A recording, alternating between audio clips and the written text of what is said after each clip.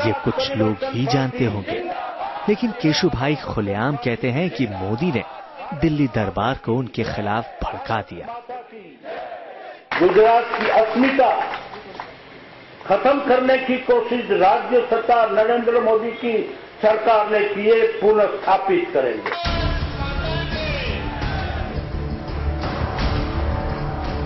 इसे मोदी की खासियत कहें या कुछ और, लेकिन वो हर इल्जाम का जवाब नहीं देते।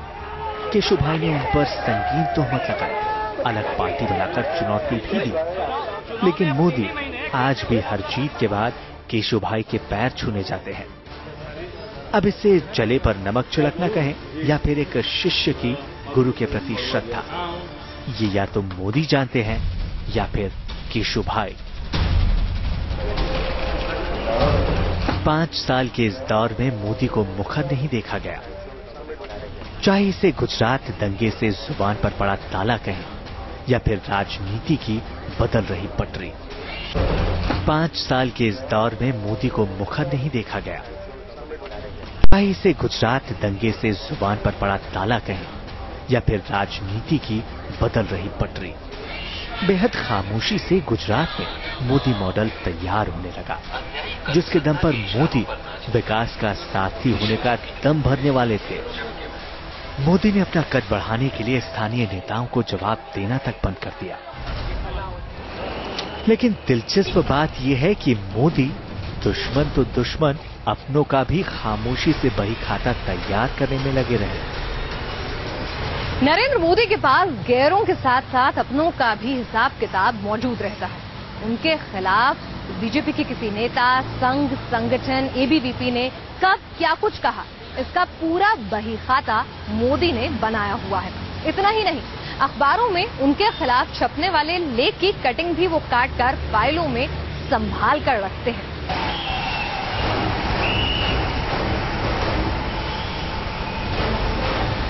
गोधरा कांड का जिन्न बोतल से बाहर आ गया।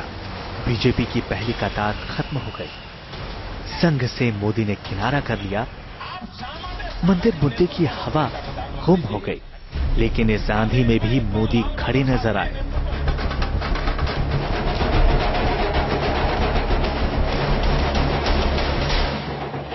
गुजरात में बीजेपी ने एक बार फिर जीत दर्ज की, जो असल में बीजेपी की नहीं, मोदी की जीत थी।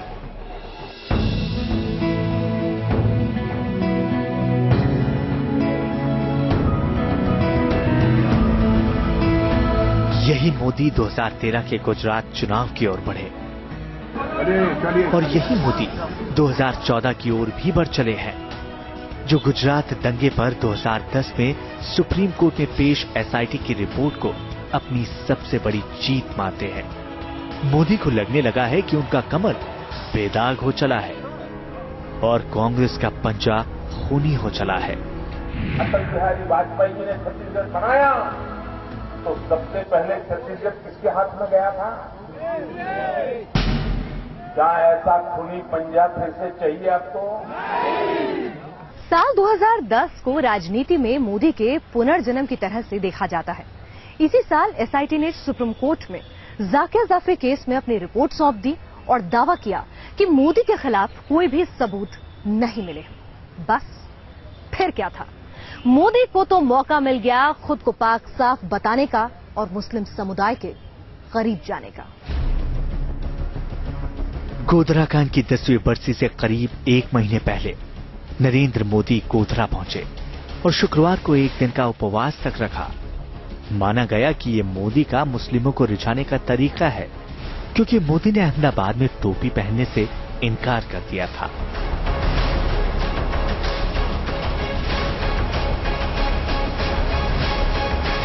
बीजेपी के वरिष्ठ नेता भी मानते हैं कि मोदी कभी भी अपने वोट बैंक के गणित को कमजोर नहीं पड़ने देते। इसलिए कोर्ट से राहत मिलने के बाद गोधरा के दाग धोने के लिए मोदी मुस्लिम समुदाय के पास भी गए, लेकिन कभी भी उन्हें अपने बेहद करीब नहीं आने दिया। ये बदलाव नहीं तो और क्या है। एक तरफ तो मोदी खुलेआम मंच से टोपी पहनने से इनकार कर रहे थे, तो दूसरी तरफ मुस्लिम महिलाओं से राखी भी बनवा रहे थे।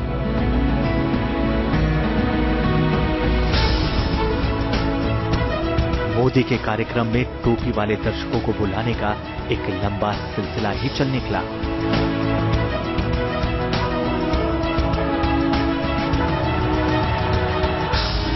बचपन में रेलवे गड्डी में चाय देखते देखते पेट भरा। मैं गरीब परिवार में पैदा हुआ, गरीबी में पड़ा हूं, लेकिन इसके लिए आप हमारा ऐसा काम करो, इस प्रकार से मैं अपमानित करो। यह अपमान नरेंद्र मोदी का नहीं है, यह अपमान नहीं है, यह अपमान हिंदुस्तान के हर गरीब का है। हिंदुस्तान में मजदूरी कर करके ईमानदारी से पेट भरने वाले हर इंसान का अपमान किया। और यूपीए के मित्र कान खोल करके सुन लो। 2014 के लोकसभा के चुनाव में ये हिंदुस्तान फैसला करेगा कि देश बेचने वालों को जिताना है कि चाय बेचने वाले।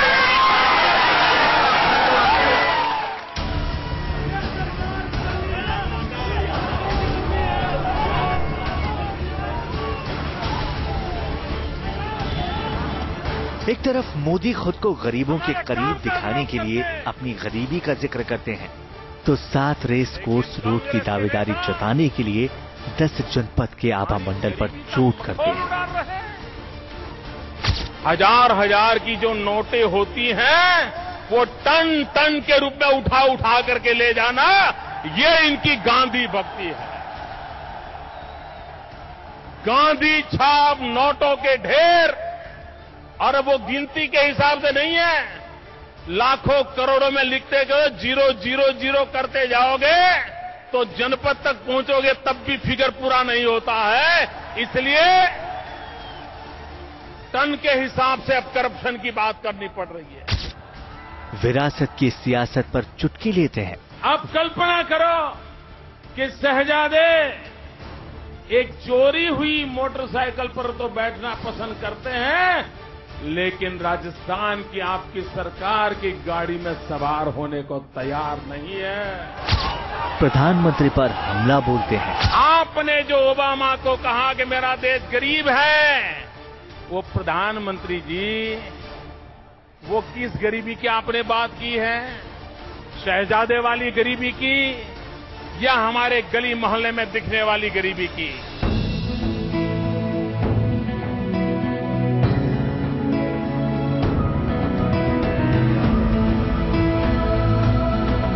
संघ के विचारों से अलग आज मोदी खुद को प्रमोट करते नजर आते हैं।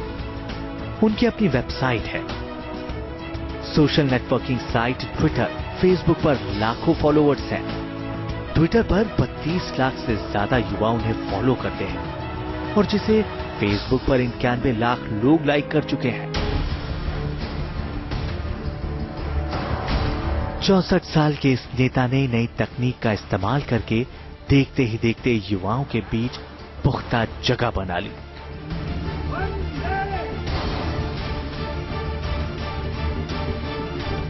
ये बात अलग है कि युवाओं के बीच लोकप्रिय हाईटेक मोदी पार्टी के पुराने लोगों से कटते गए। जून 2013 में गोवा में हुई चिंतन बैठक में बीजेपी ने मोदी को लोकसभा चुनाव के लिए कैंपेन कमेटी का प्रमुख बनाया, तो आडवाणी खेमा नाराज हो गया। नीतीश कुमार भी अपनी पार्टी के साथ छिटक कर अलग हो गए, लेकिन मोदी ने उन्हें नहीं बनाया। 3 महीने की जद्दोजहद के बाद 13 सितंबर 2013 को मोदी पीएम पद के उम्मीदवार भी बन बैठे।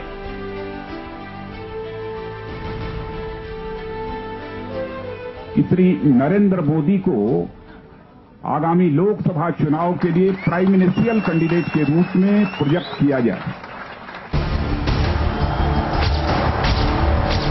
5 राज्यों में हुए विधानसभा चुनाव में 56 रैलियां करने वाले मोदी अपनी क्वालिफाइंग परीक्षा में पास हो चुके हैं। अब मोदी की नजर दिल्ली की ओर है, उसी दिल्ली की ओर जहां उन्होंने 6 साल गुजारे थे। तब एक छोटी सी कोठरी में बड़े सपने तक देखने की जगह नहीं थी। तब दिल्ली में होकर भी दिल्ली बहुत दूर थी, लेकिन अब उस नेता का अंदाज बदल चुका है। हिंदुस्तान वो देश है जिसके 65% लोग 35 से कम आयु के हैं।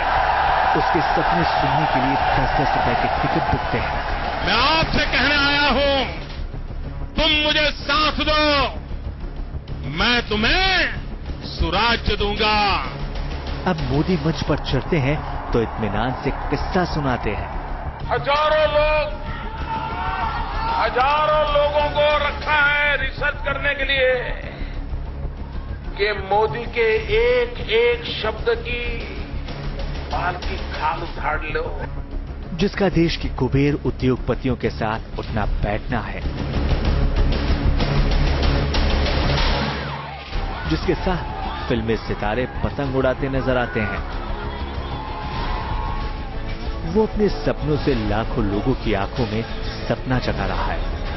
लेकिन क्या नेताजी की तरह देश भी बदलेगा? पहले मतदान बोलिए वंदे वंदे वंदे।